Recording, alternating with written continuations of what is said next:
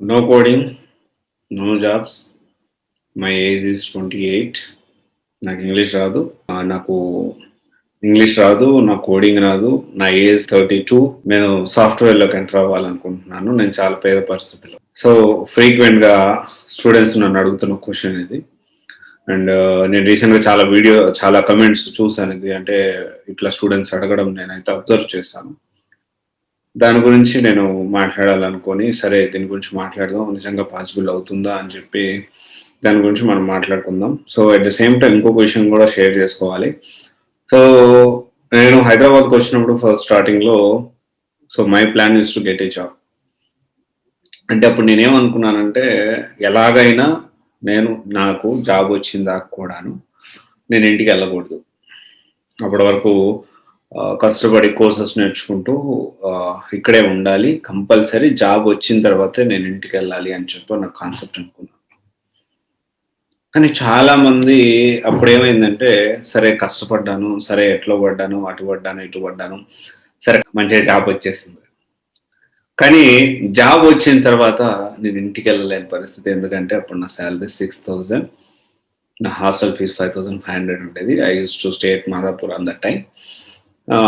కనీసం ఫుడ్ కన్నా ఉండాలి కదా అని చెప్పి కొంచెం మంచిదే. అప్పట్లో 5,000 ఎక్కువే, బట్ ఇప్పుడు తక్కువ అనుకోండి. 5,500 అనేది హాస్టల్ ఫీజు పోయేది మాదాపూర్లో. పెట్రోల్ ఖర్చుల కోసం నైట్ టైము మా ఫ్రెండ్ ఐడి యూస్ చేసి I use to work as Swiggy delivery బాయ్గా వర్క్ చేశాను కొన్ని రోజులు.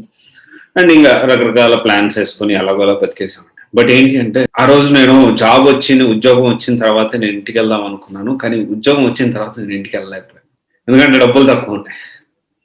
మన మంత్లీ ఎక్స్పెన్సెస్ కి వీటికే సరిపోయేదంతా కూడా. సో చాలా కష్టం. అంటే చాలా ఇది అనిపించింది. సరే ఎలాగైనా ఉద్యోగం వచ్చిన దాకా ఇంటికి వెళ్ళకూడదు అనుకున్నాను. కానీ ఉద్యోగం వచ్చిన తర్వాత కూడా నేను వెళ్ళలేకపోయాను. సో ఇక్కడ చాలా బాధపడ్డాను నేను అప్పుడు. బట్ మనందరం అర్థం చేసుకోవాల్సిన విషయం ఏంటి అంటే, so I have seen many people. నేను ఇంటికి వెళ్తున్నాను, నాకు పండగ ఇంపార్టెంట్, లేకపోతే ఫెస్టివల్ ఉంది, ఫెస్టివల్ సెలబ్రేషన్కి ఇంటికి వెళ్తున్నాను, నాకు ఇంటికాడ చాలా బోల్డ్ పనులు ఉన్నాయి, లేకపోతే మాకు ఫంక్షన్స్ ఉన్నాయి, అది ఇంకోటి చెప్తా ఉంటారు. అంటే ఇక్కడ తప్పదు, కొంత ఎమర్జెన్సీ అనేది ఉండొచ్చు. కానీ మాక్సిమం ఎమర్జెన్సీ లేకపోయినా కానీ ఫెస్టివల్కి ఇంటికి వెళ్ళడం, సెలవులు పెట్టి ఇంటికి వెళ్ళడం, అండ్ లేకపోతే ఇంకోటి అంటే మీరు చేస్తున్న పని మధ్యలో వదిలేసి ఎలా వెళ్ళగలుగుతున్నారు నాకైతే అర్థం కావట్లేదు. అసలు ముందు కనీసం మనం సెటిల్ అవ్వకుండా అంత రిలాక్స్డ్ మైండ్గా ఎలా ఉంటుందో నాకు అర్థం కావట్లేదు. చాలా మంది అనొచ్చు. సో మొన్న ఒకటి made one video about, so వైజాగ్లో ఎక్కువ లవ్ బర్డ్స్ ఉన్నారు, ఇట్లా తిరుగుతూ ఉన్నారంటే అలాగే ఉంటారు, లవ్ చేస్తూ లవ్ లో ఉంటూ సక్సెస్ అయిన చాలా మంది ఉన్నారు, అది ఇదని చెప్తా ఉండి మా ఫ్రెండ్ అయ్యాడు, అది ఇదని చెప్తా ఉన్నారు. సో మనం ఏదన్నా సినారియో తీసుకున్నప్పుడు మాక్సిమం పీపుల్ని మనం సినారియోగా తీసుకుంటాం. ఎంతమంది సక్సెస్ అయ్యారు, ఎంతమంది ఈ దీంతో పెట్టుకొని కెరియర్ ని నాశనం చేసుకున్నారు. కెరియర్ ఒక్కటే ఇంపార్టెంట్ కాదు, లవ్ కూడా ఇంపార్టెంటే మనకి. అంటే ఒక రిలేషన్ ఉండాలి, ఇలా మాట్లాడతా అంటే ఇలా కొంతమంది కమెంట్ చేస్తారు. I think 2-3 people commented like this. So గుర్తుపెట్టుకోండి, అంటే ఇది నా పాయింట్ ఆఫ్ వ్యూ జనరలైజ్ చేసి లేకపోతే నాకు ఇలా జరిగిందని కాదు. I have seen many ups and downs in my life. So definite గా I know the value of relation, but I value only permanent things. Like temporary దానికి పర్మనెంట్ దానికి చాలా తేడా ఉంటుందండి. కంపానియన్, నీడ్ ఏ కంపానియన్ అంటే who can travel entire our, మన life end వరకు మనతో ట్రావెల్ చేసే వాళ్ళు ఉండాలి. టైం పాస్ పర్మనెంట్ కాకుండా టెంపరీ వాళ్ళు కాదు.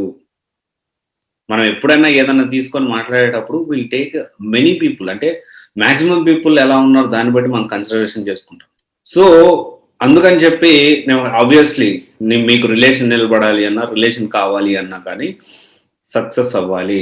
చాలా తక్కువ మందికి మాత్రమే ఇలా వాళ్ళు ఎవరైతే పార్ట్నర్స్ ఉంటారో, లేకపోతే వాళ్ళ గర్ల్ ఫ్రెండ్ కానీ బాయ్ ఫ్రెండ్ కానీ సపోర్ట్ చేసే చాలా తక్కువ మంది ఉంటారు. కానీ ప్రతి ఒక్కరు ఏమనుకుంటారంటే, నాలో సిన్సియర్, నేను మాత్రమే సిన్సియర్, నేను నా గర్ల్ ఫ్రెండ్ రిలేషన్స్ చాలా స్ట్రాంగ్ అనుకుంటారు. But at the end of the day everything will relate to career. Career మీద రిలేట్ అయి ఉంటుంది. నీలో సక్సెస్ అవ్వాలన్నా ఫెయిల్యూర్ అవ్వాలన్నా కానీ అది గుర్తుపెట్టుకోండి. ఓకే, సో ఎంతమంది ఈ విధంగా మనం ఒకటే గుర్తుపెట్టుకోండి, ఒక పనిని మొదలు పెట్టినప్పుడు లాస్ట్ దాకా మనం అదే ఫోకస్తో ఉండాలి. మధ్యలో డీవియేషన్ అస్సలు ఉండకూడదు, అస్సలు ఉండకూడదు. చాలా మంది చేస్తూ ఉన్నారు. సో చాలా మంది ఈ నాకు కోడింగ్ రాదు, నాకు జాబ్స్, నాకు ఇంగ్లీష్ రాదు, లేకపోతే నాకు ఇంకోటి ఏజ్ 30 ఉంది, లేకపోతే 29 ఉంది, 31 ఉంది, 32 ఉంది అని చెప్పి, లేకపోతే మళ్ళీ అట్ ది సేమ్ టైం నాకు ఖర్చు పెట్టడానికి మనీ కూడా లేదు. నిజంగా పాసిబుల్ మనం జాబ్ తెచ్చుకోవడానికి? సో డెఫినెట్గా మనం ఏదన్నా అనుకుంటే 100% దాన్ని తగ్గట్టు మనం కష్టపడితే possible. Anything is possible, anything is possible. Impossible అనే మాట ఉండదు. కాకపోతే మనం మనసులో గట్టిగా కోరుకోవాలి, ఆ దృఢ సంకల్పం ఉండాలి, గట్టిగా దానికోసం పనిచేయాలి. అంతేగాని మనం ఏదైనా పని మొదలు పెట్టినప్పుడు సో పని గమ్యం కంటే చిన్న చిన్న డిస్ట్రాక్షన్స్ మీద మన ఫోకస్ ఎక్కువైపోతుంది. మన గమ్యం ఏంటి? Ultimate goal is to get a job. But మనం దాని మీద ఫోకస్ చేయకుండా చిన్న చిన్న డిస్ట్రాక్షన్ మీద ఫోకస్ చేస్తాం. చాలా మంది చేస్తారు అట్లాగా. చాలా మంది చాలా డిస్ట్రాక్షన్స్. అసలు మెయిన్ గోల్ ఏంటి? వచ్చిన పని ఏంది? నువ్వు వచ్చిన పని ఏంది? హైదరాబాద్ నువ్వు వచ్చిన పని ఏంది? మంచిగా ఇంట్లో వాళ్ళు ఇన్ని రోజులు కష్టపడి డిగ్రీయో బీటెక్కో కష్టపడి చదివించారు. ఆ తర్వాత మంచిగా ఏదైనా స్కిల్ నేర్చుకొని, లేకపోతే ఏదో మంచిగా సెటిల్ అయ్యి, మన తెలివిని బట్టి నీకు తెలివి ఉంటే బిజినెస్ చేసుకొని సెటిల్ అయ్యి నీ కాలం మీద నువ్వు నిలబడడానికే కదా హైదరాబాద్ వచ్చింది నువ్వు, లేకపోతే బెంగళూరు వెళ్ళింది. నో కోడింగ్, లేకపోతే నో ఇంగ్లీష్, లేకపోతే నా ఏజ్ 30, నా వల్ల అవుతుందా? అక్కడికక్కడే నువ్వు ఊర్లో కూర్చొని నా వల్ల అవుతుందా, నా వల్ల కాదు, నువ్వు అసలు ఏం తెలుసుకోకుండా, ఏం ఎక్స్ప్లోర్ చేయకుండా ఏదైనా కోర్స్ చెప్తే, ఏదైనా డొమైన్ చెప్తే ఎందుకు ఆ డొమైన్ చెప్పారు? సో ఈ డొమైన్ ఉంది. మా ఫ్రెండ్ ఒకడు who is already working in IT industry, he suggested me one domain like so and so Microsoft Dynamics 365 నాకు సజెస్ట్ చేశాడు, లేకపోతే పెగాస్ సజెస్ట్ చేశాడు, లేకపోతే స్నోఫ్లేక్ సజెస్ట్ చేశాడు. రైట్, స్నోఫ్లేక్ ఎందుకు సజెస్ట్ చేశాడు? అది ఎలా ఉంది, అసలు ఏంటి దీని పరిస్థితి, అసలు ఇది ఎందుకు ఉపయోగపడుతుంది? మనకి వేరే వేరే వాటి మీద ఉన్న ఇంట్రెస్ట్ అనేది మన కెరీర్ మీద ఉండదు. ఎట్ ద లాస్ట్ ఏంటి అంటే, నాకు ఏమి లేదు, నాకు ఏమి రాదు, నాకు ఏదో ఒక రకంగా జాబ్ రావాలి. ఎవరు ఇస్తారండి జాబు? ఎవరు ఇయ్యరు. సో మనం ఏంటి అంటే, సో ఇక్కడ ఏజ్ అనేది మాట్లాడుకుంటే 30+ అని కాదు, కానీ 11, 12, 10 years, 8 to 10 years గ్యాప్ ఉన్న కూడా ట్రై చేయొచ్చు. బట్ డిఫరెంట్ సోర్సెస్ ఉంటాయి దానికి. Different sources in the sense, ఇప్పుడు నా ప్రొఫైల్ ఉంది, నాకు కోడింగ్ బాగా ఇంట్రెస్ట్, నాకు ఆల్రెడీ పైథాన్ మీద అవగాహన ఉంది, లేకపోతే Node.js, లేకపోతే రియాక్ట్ మీద అవగాహన ఉంది, లేకపోతే బేసిక్ థింగ్స్ HTML లేక CSS3 వచ్చు. డెఫినెట్ గా దాన్ని బట్టి మనం ప్లాన్ చేసుకోవచ్చు. నాకు లాంగ్ కెరీర్ గ్యాప్ ఉంది. సో డెఫినెట్ గా నీకు ఇంట్రెస్ట్ ఉంటే డెఫినెట్ గా నువ్వు ప్లాన్ చేసుకోవచ్చు. ఇంటర్న్షిప్ బేసిస్ లో మంచిగా ఇంటర్న్షిప్ చేసేసుకొని ఒక 5 years 4 years మనము ఆ ఫీల్డ్ లో ఎక్స్పీరియన్స్ చూపించుకొని వెళ్ళొచ్చు, ప్రాబ్లం లేదు. కానీ అట్ ది సేమ్ టైం దీంట్లో అంటే ఆ 5 years ఎక్స్పీరియన్స్ ఉన్న క్యాండిడేట్ లకు మనం రెడీ అవ్వడానికి ప్రాబ్లం ఏం లేదు. డెఫినెట్ గా మనం if use some experience, fake documents ఇలాంటివి యూజ్ చేసేటప్పుడు ఖచ్చితంగా ప్రాబ్లమ్స్ వస్తాయి. అది అంటే మన సబ్జెక్ట్ ఇక్కడ ఇంపార్టెంట్.